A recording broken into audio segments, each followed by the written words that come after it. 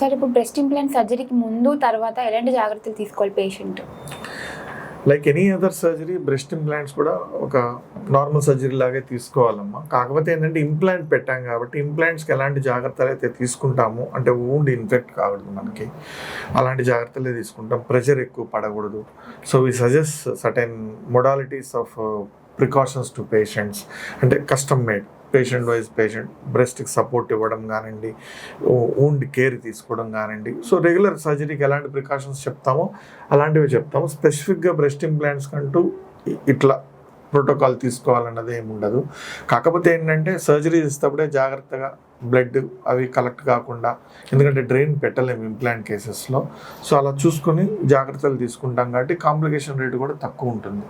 Second ఏంటంటే breast ఇంప్లాంట్స్లో different methods, position పెట్టేది muscle పైన పెడతాము, కొంతమందికి మజిల్ కింద పెడతాము. ఇప్పుడు డ్యూయల్ టైప్స్ వచ్చాయి.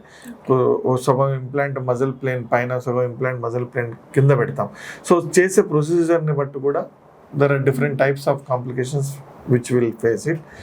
So we will counsel the patient based on the type of procedure and we'll take all the precautions to avoid such complications. Once breast implants అయిన తర్వాత బ్రెస్ట్ ఫీడింగ్ చేయడం మంచిదేనా సార్? దానివల్ల ఏమైనా ప్రాబ్లమ్స్ వస్తాయా? లేదండి, breast implant అన్నది breast tissue కిందే పెడతాం మేము. We will never disturb the breast tissue and breast feeding, lactiferous ducts ఇవన్నీ కూడా ఎప్పుడు డిస్టర్బ్ చేయము. సో అనటామికల్గా న్యాచురల్ బ్రెస్ట్ ఉంటుంది.